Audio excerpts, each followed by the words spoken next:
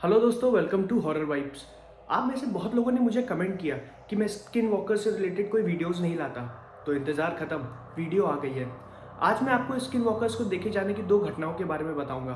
साथ ही आप लोगों ने मुझे कमेंट करके ये भी बोला कि मैं अनसॉल्व मर्डर मिस्ट्रीज़ को भी लेकर आऊँ, तो जल्दी मैं उनको भी लेके आने वाला हूँ। तो इंतज़ार ख़त्म, क्योंकि वीडियो आ गई है और ज़्यादा टाइम न लेते हुए वीडियो को शुरू करते हैं। उससे पहले मैं बता दूं कि अगर आपको हॉरर स्टोरीज और मिस्टीरियस स्टोरीज सुनने में मज़ा आता है तो आप सही जगह पर हैं।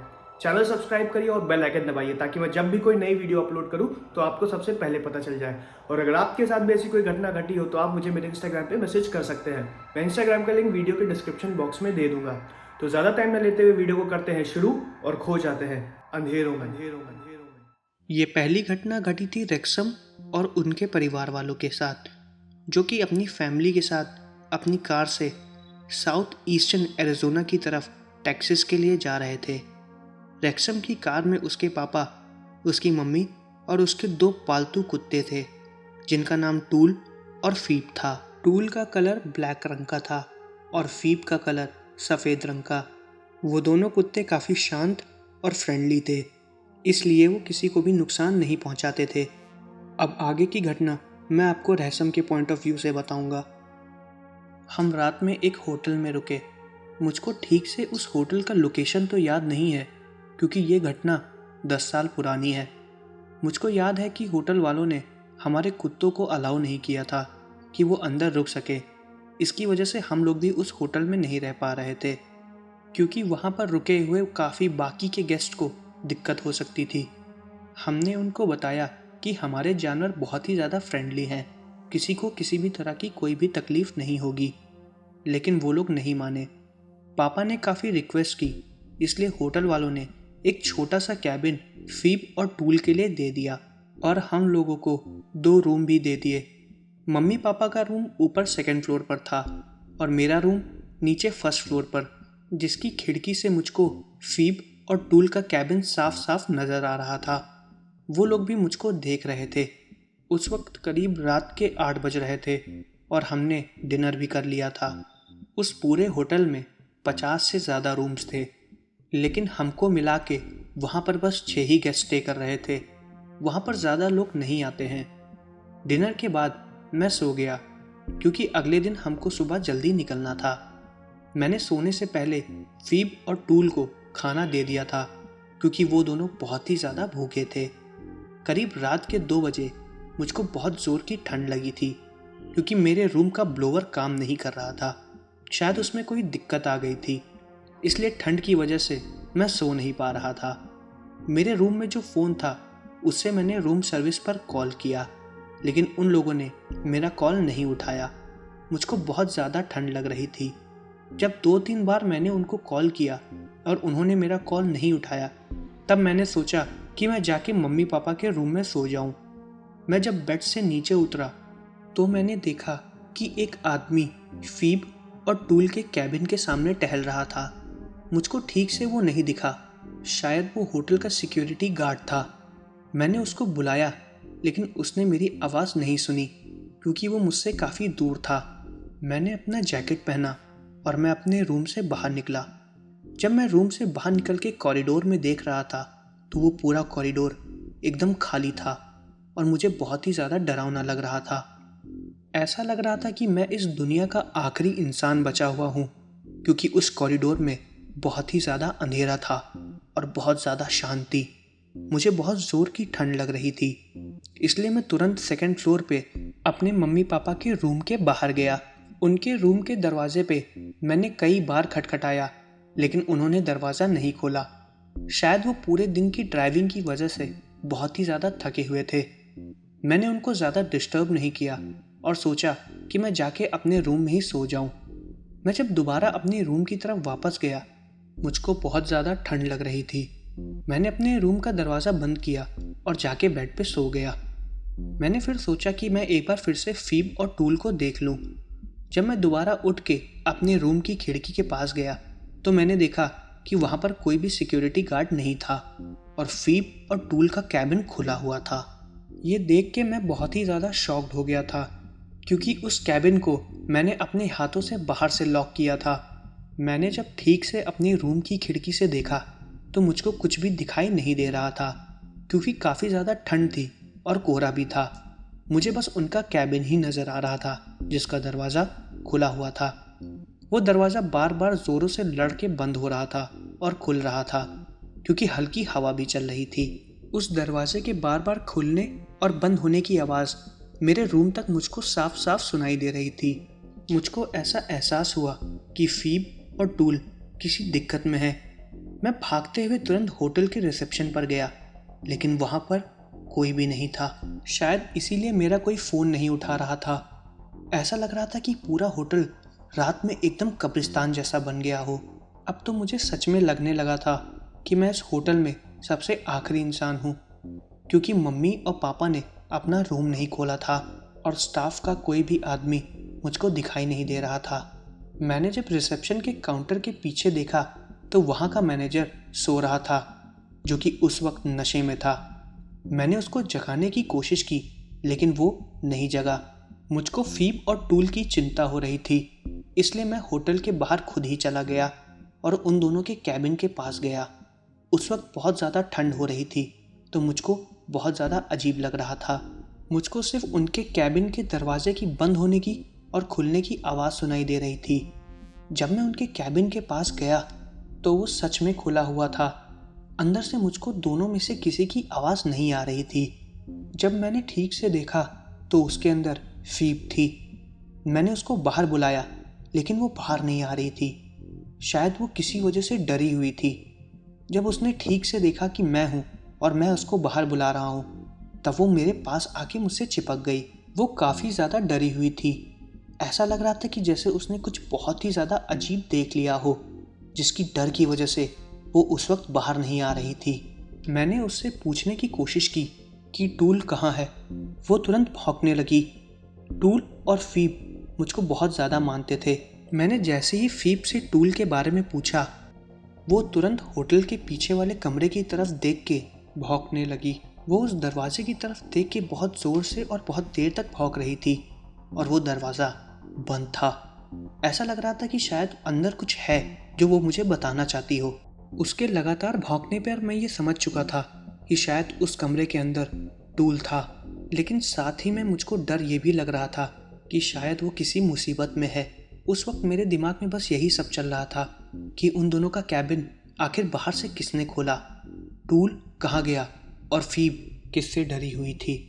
टूल उस रूम के अंदर क्या कर रहा था मुझे कुछ भी नहीं पता था, और उस सिक्योरिटी गार्ड का भी कुछ भी पता नहीं था जो उस वक्त वहाँ पर टहल रहा था। उस वक्त वो मुझको मेरे रूम से यहीं पर घूमता हुआ दिखाई दिया था, लेकिन अब वो नहीं मिल रहा था। मैं उस कमरे के पास पहुँचने ही वाला था कि तभी उस रूम का दरवाज़ा अपने आप ही खुल गया और उसमें से किसी की ज़ोर ज़ोर से सांस लेने की आवाज़ आ रही थी। अंधेरे की वजह से मुझको ठीक से कुछ दिखाई नहीं दे रहा था। फिर मैंने देखा कि कमरे के अंदर से टूल धीरे धीरे चलते हुए बाहर आ रहा है। वो अपने एक एक कदम बहुत ही धीरे धीरे बढ़ा रहा था और फीब उसको देख के भौंक रही थी। ये बहुत अजीब बात थी, क्योंकि फीब कभी भी टूल को देख के नहीं भौंकती थी, क्योंकि वो दोनों आपस में ही साथ रहते थे। उस वक्त टूल बहुत अजीब सी हरकतें कर रहा था और फीब लगातार उसको देख के भौंक रही थी।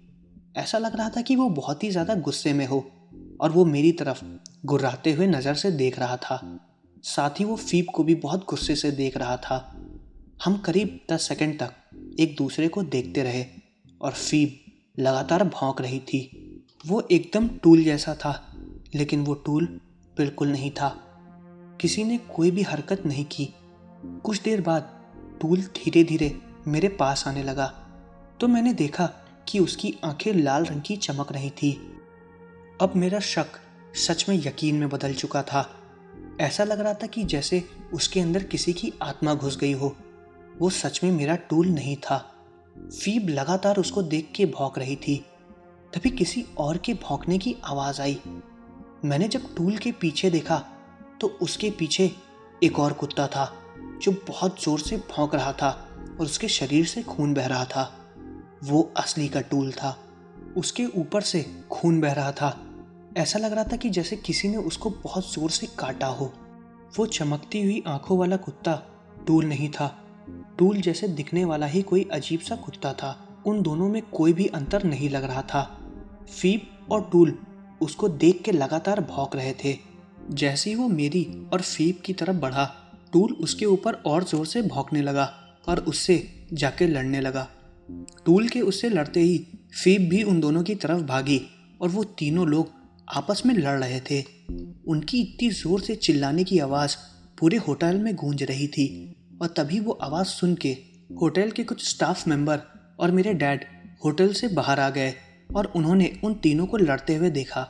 मैं बहुत ही ज़्यादा डर गया था, इसलिए मैं भागते हुए पापा की तरफ चला गया। बहुत ज़्यादा अंधेरा था तो वो तीनों लोग ठीक से दिखाई नहीं दे रहे थे। उनकी बस लड़ने की आवाज़ ही हम लोगों को सुनाई दे रही थी। वो तीनों लोग लड़ते हुए होटल की गेट की तरफ बढ़ रहे थे और हम सबके सामने वो चमकती हुई आंखों वाला कुत्ता एक लंबे आदमी में बदल गया और बहुत जोर से आवाज़ निकालने लगा, जैसे कि वो बहुत ही ज़्यादा दर्द में था। उस आदमी ने फीब और टूल को बहुत ज़ोर से दूर की तरफ फेंक दिया और वो दोनों हवा में करीब 5 फीट ऊपर चले गए और फिर जाके नीचे गिरे। उस अजीब से क्रिएचर ने बहुत चिल्लाते हुए आवाज़ निकाली थी। तभी होटल का सिक्योरिटी गार्ड आ गया और उसने उन लोगों की तरफ एक गोली चला दी। वो गोली जाके फीब के लगी और वो वहीं पर बेहोश हो गई। गोली की आवाज़ सुनते ही वो अजीब सा जीव गेट के बाहर भाग गया। जैसे ही वो बाहर भागा, टूल भी उसके पीछे भागते हुए गया, लेकिन वो इतनी तेज़ भागा कि वो किसी को नज़र ही नहीं आया। टूल जब वापस भागते हुए आया तो वो फीब के पास आके बैठ गया। फीब के बहुत ज़्यादा खून बह चुका था और वो मर चुकी थी। टूल के भी पेट और पैर से बहुत ज़्यादा खून बह रहा था। ऐसा लग रहा था कि जैसे उस जीव ने टूल को बहुत ही बुरी तरीके से नोचा हो। फीब की हालत देख के हम सब बहुत ही ज़्यादा परेशान थे, क्योंकि इतनी रात में वहाँ पर कोई डॉक्टर भी नहीं मिल पाता। होटल वालों के पास एक फर्स्ट एड किट थी जिसको वो अंदर से लेके आए और टूल का इलाज करते रहे। उन्होंने फीब को बचाने की बहुत कोशिश की, लेकिन फीब मर चुकी थी। हम पूरी रात होटल में ही थे, लेकिन कोई भी नहीं सोया। उस अजीब से जीव को मैंने अपनी पूरी ज़िंदगी में पहली बार देखा था। होटल के स्टाफ ने बताया कि वो एक स्किन वॉकर था। उस जीव में रूप बदलने की कला है। शायद शुरुआत में मैंने जिस सिक्योरिटी गार्ड को देखा था वो कोई सिक्योरिटी गार्ड नहीं, वही स्किन वॉकर था जो फीब और टूल के कैबिन के बाहर खड़ा था, और उसी ने ही उन दोनों को बाहर निकाला और शायद उसी ने ही टूल के ऊपर हमला भी किया था। टूल बेहोश हो चुका था। हम पूरी रात जगते रहे और कोई भी नहीं सोया, क्योंकि हमको बहुत ज़्यादा डर लग रहा था। हमें ऐसा लग रहा था कि कहीं वो जानवर फिर से वापस ना आ जाए। हम अगले दिन उस होटल से तुरंत निकल गए। टूल को एक डॉक्टर के पास लेके गए। टूल की तबीयत कुछ दिन खराब थी और फिर वो धीरे धीरे ठीक हो गया। फीब को हमने वहीं पास में एक छोटे से कब्रिस्तान में दफना दिया। हम सब बहुत ही ज़्यादा उदास थे, लेकिन हम कुछ नहीं कर सकते थे। और ये हादसा मेरे जीवन का बहुत ही डरावना हादसा था। अगर शायद उस दिन फीब या टूल नहीं होते तो मैं जिंदा नहीं होता। मेरी वजह से फीब ने अपनी जान गंवा दी और टूल ने अपना एक अच्छा दोस्त, और मैं वो रात कभी भी नहीं भूल पाऊंगा। ये थी पहली घटना। अब मैं आपको दूसरी घटना बताने वाला हूँ। हमने स्किन वॉकर रैंच के नॉर्थ साइड एक फार्म हाउस लिया था, जो कि हमको बहुत ही अच्छे दाम में मिल गया था। हमको स्किन वॉकर के बारे में नहीं पता था और वहाँ पर घटी घटनाओं के बारे में भी नहीं पता था। मैं थोड़ा बहुत उन पे विश्वास करता था, लेकिन लेना बिल्कुल भी नहीं करती थी। लेना मेरी वाइफ का नाम था और मेरा नाम हैटिन है। लेना एक राइटर है। उसको अपनी किताब लिखने के लिए एक शांत जगह चाहिए थी, इसलिए हम लोग यहाँ पर शिफ्ट हो गए थे। मैं पहले एक डिज़ाइनर था जो घरों की इंटीरियर डिज़ाइनिंग का काम करता था, लेकिन कुछ महीनों से मेरा काम ठीक नहीं चल रहा था और पूरा खर्चा और घर का सारा एक्सपेंस लेना ही देख रही थी। मैं काफ़ी ज़्यादा परेशान था, इसलिए मैंने शराब पीना भी चालू कर दिया था। हमने अपना पुराना घर बेच दिया था और हमारे घर की शिफ्टिंग की वजह से हम बहुत ज़्यादा थके हुए थे, क्योंकि हमारा सामान बहुत ही ज़्यादा था। उस एरिया में कोई जल्दी हेल्प के लिए भी नहीं मिलता है। हमारे घर के पास कुछ नेबर्स भी रहते थे, लेकिन वो बहुत कम बात करते थे। वो ज़्यादा आपस में घुलते मिलते नहीं थे। और उन दोनों के घर हमसे काफ़ी दूरी में बने हुए थे। हमारे घर के राइट साइड में एक घर बना हुआ था जो काफ़ी सालों से बंद था, और दूसरी तरफ दो बुजुर्ग रहते थे जो ज़्यादा किसी से बातचीत नहीं करते थे और अपने में ही रहते थे। बाहर से घर देखने में काफ़ी अच्छा था और अंदर से देखने में वो काफ़ी ज़्यादा बड़ा भी था। मैं हमेशा यही सोचता था, इतने बड़े घर को कोई इतने सस्ते में एक पागल ही बेच सकता है। उस घर में जब मैं पहली बार गया था तो वो घर मुझे देखने में बहुत अजीब लगा था। जैसे कि उस घर के दरवाजे आम घरों के दरवाजे में काफ़ी मोटे और बड़े थे। उस घर के हर दरवाज़ों में 5 लॉक लगे हुए थे और खिड़कियों पर लोहे की मोटी मोटी ग्रिल। ऐसा लग रहा था कि जैसे ओनर ये चाहता था कि उसके अलावा कोई भी इस घर के अंदर ना आए। जब मैंने ठीक से देखा तो उस घर के बाहर लोहे की मोटी मोटी तारें लगी हुई थी जिसमें थोड़ा बहुत करंट भी फ्लो कर रहा था। आखिर इतनी हाई सिक्योरिटी वाला घर कोई इतने सस्ते में बेच के क्यों जाएगा? मैं बस यही सोच रहा था, लेकिन दाम कम था, इसलिए मैंने और लेना ने उस प्रॉपर्टी को खरीदने में बहुत इंटरेस्ट दिखाया। हम दोनों बहुत ही ज़्यादा खुश थे। हम शिफ्टिंग की वजह से काफ़ी ज़्यादा थक गए थे और हमने अपना डिनर भी कर लिया था। वो उस घर में हमारी पहली रात थी। मुझको नई जगह पे नींद बहुत कम आती है, इसलिए मैंने थोड़ी शराब पी ली ताकि मैं जल्दी सो जाऊं, क्योंकि सुबह उठ के मुझको बचा हुआ काम ख़त्म करना था। रात के करीब 2 बज रहे थे और मेरी आंखें अपने आप खुल गईं क्योंकि मुझको नई जगह की वजह से नींद नहीं आ रही थी। मैं आधे घंटे तक अपने बिस्तर पर करवट बदल रहा था और लेना मेरे बगल में सो रही थी। वो काफ़ी गहरी नींद में थी क्योंकि वो भी बहुत ज़्यादा थकी थी। जब मुझको नींद नहीं आई तो मैंने सोचा कि मैं किचन में जाके थोड़ा सा पानी पी लूँ। मैं उठ के किचन पर गया और वहाँ पर पानी पीने लगा। तभी किचन की खिड़की से मैंने कुछ देखा। वो बहुत अजीब था। मैंने देखा कि जंगल की तरफ से एक भालू हमारे घर की तरफ आ रहा था। वो पेड़ के पीछे से निकलते हुए धीरे धीरे हमारे घर की तरफ बढ़ रहा था और उन लोहे की तारों के पास आके खड़ा हो गया और करीब 10 सेकंड तक मेरे घर की तरफ देखता रहा। मैं किचन से उसको देख रहा था और वो मेरे घर के मेन दरवाजे पे देख रहा था। उसकी आंखें चमक रही थी। शायद मैं उसको नज़र नहीं आ रहा था, शायद वो कुछ सोच रहा था। फिर कुछ ऐसा हुआ जो देख के मैं बहुत ही ज़्यादा चौंक गया। मैंने देखा कि वो मोटा सा भालू धीरे धीरे पतला हो रहा था और अचानक से अपने दोनों पैरों पे खड़ा हो गया और लोहे की उन तारों को फांद के क्रॉस करने लगा जैसे कि कोई इंसान करता है। मुझे पहले अपनी आंखों पर विश्वास नहीं हुआ क्योंकि मैं बहुत ज़्यादा नशे में था। ये देख के मैं बहुत ही ज़्यादा शॉक्ड हो गया था। मुझको मेरी आंखों पर विश्वास नहीं हो रहा था। मुझको लगा था कि शायद वो कोई चोर है जो कि घर के अंदर घुसने की कोशिश कर रहा है। मैंने तुरंत उसको आवाज़ दी और किचन में रखे हुए टॉर्च से उसकी तरफ पॉइंट किया और उसने तुरंत मुझे देखा। उसका शरीर एकदम जानवर जैसा था, लेकिन हरकतें एकदम इंसान जैसी। मुझको देख के वो दोबारा जंगल के अंदर घुस गया और गायब हो गया। मैं कुछ सेकंड तक किचन में शांत खड़ा था और टॉर्च से जंगल की तरफ देख रहा था कि शायद वो मुझे कहीं दिख जाए। मैं बार बार खुद से सवाल पूछ रहा था कि ये मैंने क्या देख लिया। वो कोई इंसान था या जानवर? कुछ भी नहीं पता था। शायद मुझको नशा ज़्यादा हो गया था। मैं अपने रूम में वापस चला गया और उसके बारे में सोचता रहा और सोचते सोचते मुझे कब नींद आ गई मुझे ये भी नहीं पता चला। अगले दिन सुबह जब मेरी आँख खुली तो लेना बेड पर नहीं थी। मैंने उसको आवाज़ दी लेकिन उसका कोई भी जवाब नहीं आया। मैं थोड़ा घबरा गया। मैं जब अपने कमरे से बाहर निकल के गया तो मैंने देखा कि लेनत घर के मेन दरवाजे पर खड़ी थी। मैं उसके पास गया और पूछा कि तुम यहाँ क्या कर रही हो? तब उसने मुझको घर के पीछे की टूटी हुई लोहे की तारों को दिखाया। उसने मुझसे बोला कि कल तक ये तारें ठीक थीं, शायद किसी ने इनको तोड़ दिया है।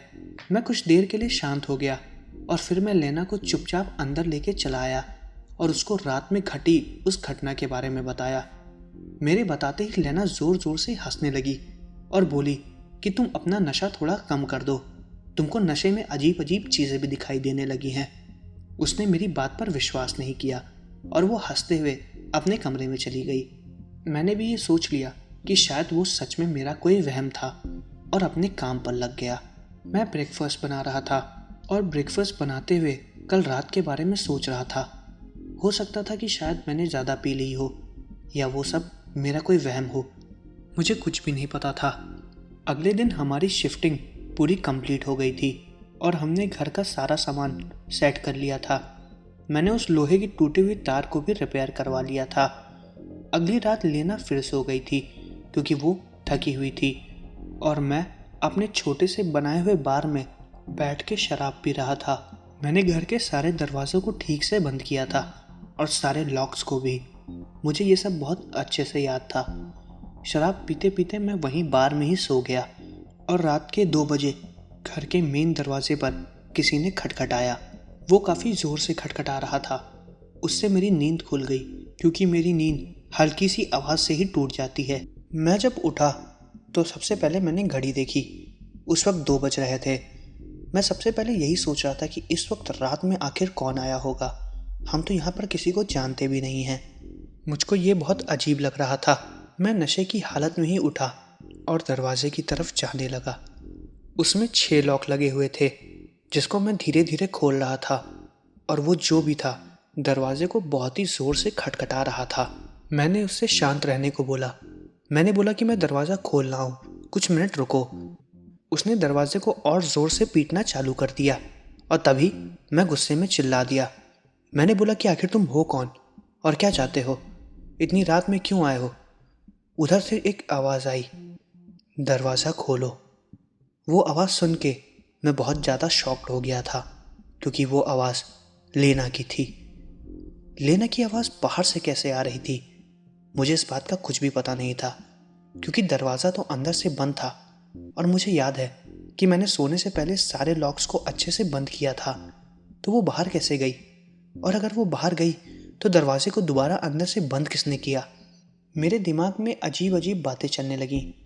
पता नहीं क्यों मुझको ऐसा लग रहा था कि वो कल वाला चोर है जो दोबारा मेरे दरवाजे पर आया है। मैंने दोबारा पूछा कि कौन हो? उसने दोबारा आवाज़ दी कि मैं लीना हूँ, दरवाज़ा खोलो। मैंने उससे पूछा कि तुम घर के बाहर कैसे गई? उसने इस बात का कोई भी जवाब नहीं दिया और दरवाजे को और ज़ोर से पीटने लगी। मैं अब बहुत ही ज़्यादा डर गया था और मेरा पूरा नशा उतर गया था। फिर कुछ देर बाद उसका खटखटाना बंद हो गया और सब कुछ एकदम शांत हो गया। मैंने भी दरवाजे के खोले हुए लॉक्स को दोबारा बंद कर दिया और दरवाजे के पीछे चुपचाप खड़ा था। करीब 30 सेकंड के बाद मैंने आवाज़ दी, लीना, बाहर कोई है क्या? उसने बोला कि मैं तुम्हारा इंतज़ार कर रही हूँ, दरवाज़ा खोलो। इस बार वो आवाज़ काफ़ी ज़्यादा गुस्से में लगी। मैं भागते हुए अपने रूम में गया और देखा तो लीना अपने बेड पर नहीं थी। मुझको यकीन हो गया था कि शायद बाहर लीना ही हो, लेकिन मुझे अब भी समझ में नहीं आ रहा था कि अगर वो बाहर गई तो दरवाजे को अंदर से बंद किसने किया था। मैंने रूम की खिड़की से तुरंत मेन दरवाजे के बाहर देखा और मुझे दिखा कि वहाँ पे सच में लीना खड़ी थी जो कि दरवाजे के पास खड़े होके खटखटा रही थी।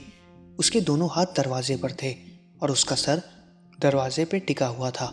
बाहर बहुत ज़्यादा ठंड थी और उसको ठंड लग रही थी, वो काँप रही थी। मैं तुरंत अपने रूम से निकल के मेन दरवाजे की तरफ भागते हुए गया। मैं जैसे ही मेन दरवाजे पर पहुंचा, मैंने देखा कि लीना वहां पर खड़ी है। मैं एकदम शॉक्ड हो गया। वो दरवाजे के लॉक को खोल रही थी। मैं पीछे से गया और मैंने उसको आवाज़ दी, लीना, तुम यहाँ क्या कर रही हो और अंदर कैसे आई? उसने तुरंत पलट के मुझको देखा और मुझे देख के वो डर गई। मैंने उससे पूछा, क्या हुआ, तुम मुझे देख के इतना डर क्यों गई हो? तो उसने मुझसे बोला कि उसको मेरी आवाज़ दरवाजे की दूसरी तरफ से आ रही है और मैं उसको दरवाज़ा खोलने को बोल रहा हूँ। जब मैंने उससे पूछा कि तुम बाहर कैसे गए तो उसने मुझे कुछ भी नहीं बोला और बस दरवाजे को पीट रहा था। उसके इतना बोलते ही मैं शॉक्ड हो गया। मैंने उससे पूछा कि तुम अपने कमरे में नहीं थी तो उसने बताया कि मैं किचन में पानी पीने गई थी और तभी उसको दरवाजे पे किसी की खटखटाने की आवाज़ आई। जब उसने पूछा कि वो कौन है तो उसको मेरी आवाज़ आई। जैसे ही उसने ये बात बताई मैंने उसको तुरंत दरवाजे से दूर कर लिया और अपनी तरफ खींच लिया। हम दोनों वहीं पर खड़े थे और दरवाजे पे वो ज़ोर ज़ोर से हाथ मार के पटक रहा था। वो कौन था हमें कुछ भी नहीं पता था। वो एक बार लीना से मेरी आवाज़ में दरवाज़ा खोलने को बोल रहा था और दूसरी तरफ मुझसे लीना की आवाज़ में दरवाज़ा खोलने को बोल रहा था। हम दोनों बहुत ज़्यादा डरे हुए थे। वो कौन था हमें बिल्कुल भी नहीं पता। वो दरवाजे को काफ़ी ज़्यादा गुस्से में खटखटा रहा था। कुछ देर बाद उसने फिर से हम दोनों को आवाज़ दी और इस बार मेरी और उसकी आवाज़ मिक्स होके आई। जब वो आवाज़ हम दोनों ने सुनी तो हम लोग बहुत ज़्यादा डर गए थे। वो हमको एक भूत या किसी राक्षस की आवाज़ लग रही थी। हम कुछ भी नहीं बोले और चुपचाप दरवाजे के पीछे ही खड़े थे। हमें डर लग रहा था कि कहीं वो चीज़ दरवाज़ा तोड़ के घर के अंदर ना आ जाए। और तब मुझे पता चला कि आखिर इस घर के पुराने मालिकों ने यहाँ पर इतने मोटे दरवाजे और लोहे की ग्रिल्स क्यों लगाई हुई थी। करीब आधे घंटे बाद उसका खटखटाना ख़त्म हो गया और सब कुछ एकदम शांत हो गया।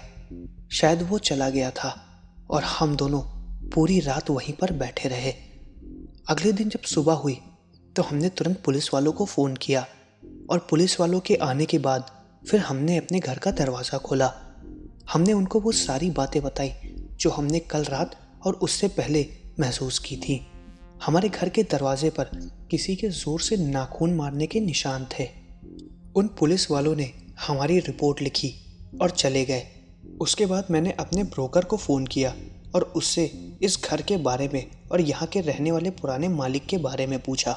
तब उसने हमको सारी बातें बताई कि इस घर में उनके साथ बहुत अजीब घटनाएं भी घटी थी, जिसलिए वो लोग इस घर को बहुत सस्ते दाम में बेच के चले गए। उनको हमेशा वहाँ पर रहने वाले स्किन वॉकर से डर लगता था। एक स्किन वॉकर जिसने उन लोगों का जीना हराम कर रखा था। वो क्रिएचर उस जंगल में ही रहता है और अक्सर इस घर के आसपास अपने शिकार की तलाश करता है।